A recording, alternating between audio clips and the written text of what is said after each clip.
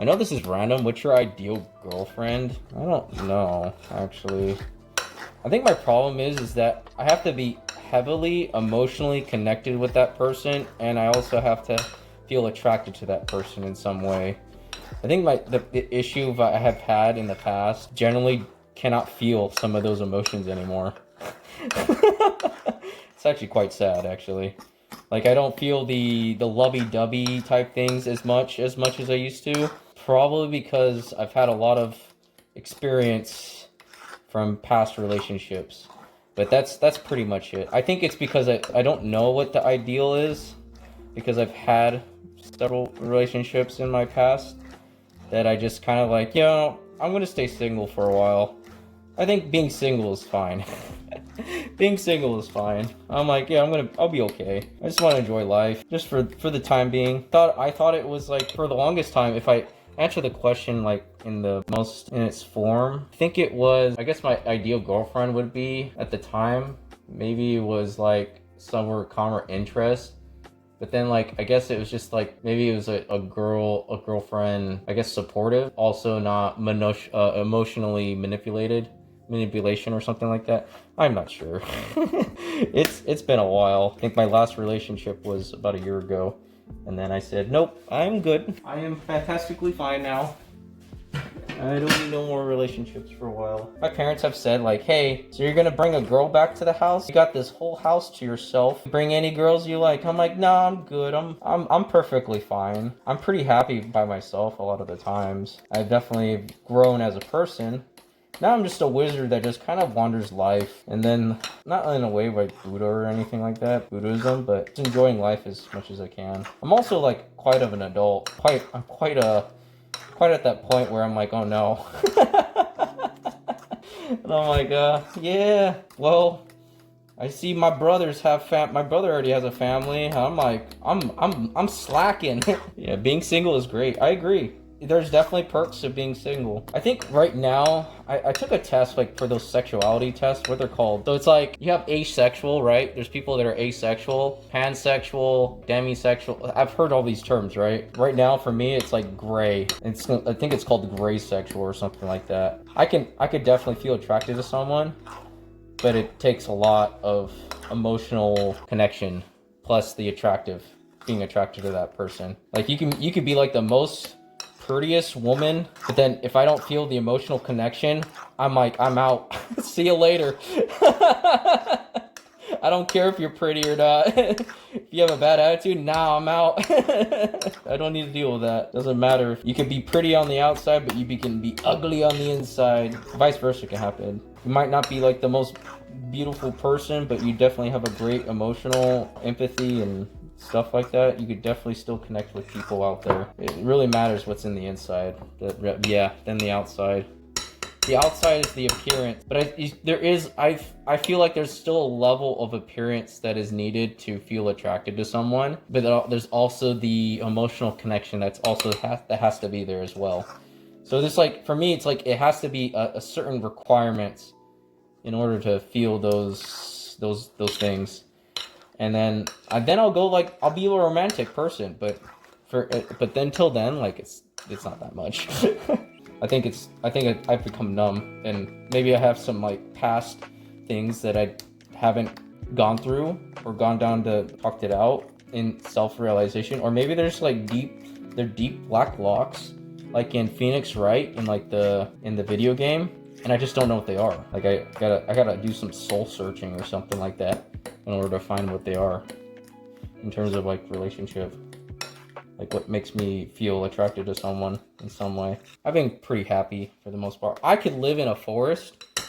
I can go in a forest and be like, yep, I'm gonna live my days as a hermit. Of course, my friends wouldn't agree to me, but I would be living my days as a hermit in the forest, stroking my beard, and she's like, ah, yes. Ah, the wonderful air out here smells great. Yeah, just enjoying the fresh air, the forest scenery, the birds chirping. Probably just have a campfire. Life would be pretty calm. Wouldn't have to deal with any drama or anything like that, but it'd be definitely calm. Of course, that's my plan. That's like plan C or something like that I had in my books. It's like if I didn't get married, then I would just go, and if I didn't accomplish the goals that I wanted to, then I would just go live in a forest. I'll just go into hermit mode. I'll just going back to being a hermit again. Of course, some people wouldn't agree to that. No, you cannot be a hermit. Stop trying to be a hermit. Not allowed. Do you ever want to get married?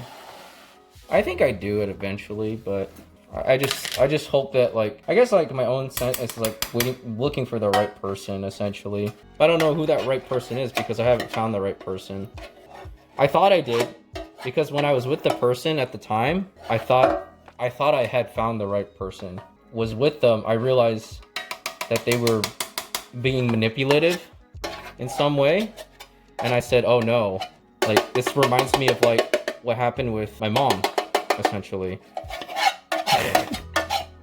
It's like every person I ran into was just like some type of manipulation. I don't get it. Like, how did this happen? I'm like, oh well. Weird manipulation. I don't know what it is. Like, I don't know why it gets the people to say, hey, let's go manipulate this person. My mom would lie to me a lot of the times. I couldn't believe any of the words that she said a lot of the times. How can I trust my own mom when my own mom lied? And then my ex-girlfriend did that too. So I was like, in some way, like, I had a lot of trust issues when growing up. So I think that's my problem, is just trust issues. Your mom sounds like my dad. Yeah, trust issues. I definitely have a lot of trust issues, but I'm getting over them. I have to, like, failure is another step. You know, if it doesn't work out, you got to go out there and try again until you find, like, the right one in terms of your relationships. I guess it's just like, it's just part of life. Oh gosh, it's just a part of life, essentially. And we all go through some type of ordeal. Like my mom, there was a story that I remember. My mom had told me, actually I'm not gonna say it because it's better not to say it, because it'd just be trauma dumping, but it was what it was. I'm quite careful about, like, saying stuff like that, because I'm like, I don't want to trauma dump on other people, and I'd rather not make people feel sorry for me either. So I just want people to, like, just be happy and have a good time on stream, like, when they're on here. It's not, I'm like, yeah, I'm good. I'm in a happy place. I always say that. I'm in a happier place. Happier place. The past has already happened, and the only thing you can do is reflect on the past. So you can only reflect what has happened, and then you can only move forward from it. I mean, it's good to go and reflect on those things, but it's an important thing to reflect on them. Yeah, no, I didn't want to, like, dump anything. I really didn't want to dump anything because I don't want people to feel that way. You know, we all go through, like, some hardship through life. A lot of us do. Some of us are just trying to escape that hardship that's happening to us in real life. And just, like, maybe that's just watching people stream and just like, hey, I want to just sit down, relax, have a good time. Oh, this person makes me laugh. That's funny. It's a funny day. Or just, like, chill from work or school, whatever we're going through, essentially. A lot of things that we are dealing with in our own lives. We are essentially the main character of our life, and then how do we approach it is up to us and the choices that we make. We are Rover. Yeah, we just want the best. We want the best for people, essentially. Yeah, we definitely are Rover, if you really think about it. We just want the best. We're like, oh, what's going on? What's happening? Why is this happening? Oh, snaps. That's why I try not to get myself involved with a lot of people that are actually talking about outside drama that is not pertaining to our own lives. It's not going to really help us in any way. Yeah, that happened. I mean, that makes them like a crappy person if that happened to a person that is a victim, and then the person that is it's like, I guess the one thing you could take from it, you learn what to not to do, what that person is doing, to navigate against those type of people. For example, like people that are narcissistic, I know how to navigate around them because I've dealt with those type of people before. Like, enlightened me in some way, and I just knew how to, like, navigate. And then, like, I have to watch out for myself as well, because we can all fall into those traps of narcissistic tendencies. Will you ever have one of your viewers on stream sometime? I don't know. It'd be interesting. I would definitely do it if I had my own house. I would probably do it, definitely. at the same time, that is also a safety risk as well. So probably in a public more space, like let's say for example, if I was like cooking on stream at TwitchCon, then I would do that, having viewers to come up and like. But I think it'd be like the ones that are like, maybe they're like people that I know in some way, not to like shun other people from going up there, but like just having connection with people. My dad, yeah. So yeah, my dad is one. Yeah, it's hard to figure out, like you can't figure out unless you go to a psychiatrist to figure out, or like some type of psychiatrist that tells you, hey, this person is a narcissist. But if you see traits, it could be just tendencies a lot of the times. But then you have the other reverse role, which is called an empath. So I've been doing a lot of research because I had to deal with those type of.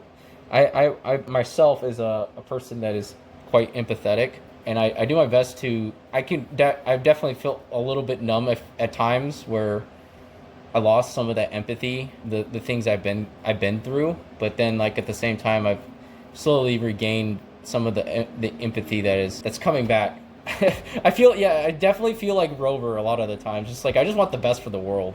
The ideal, like, hey, we just want to help people as much as we can in some way. Even if it's just one person, you made a difference in someone's life.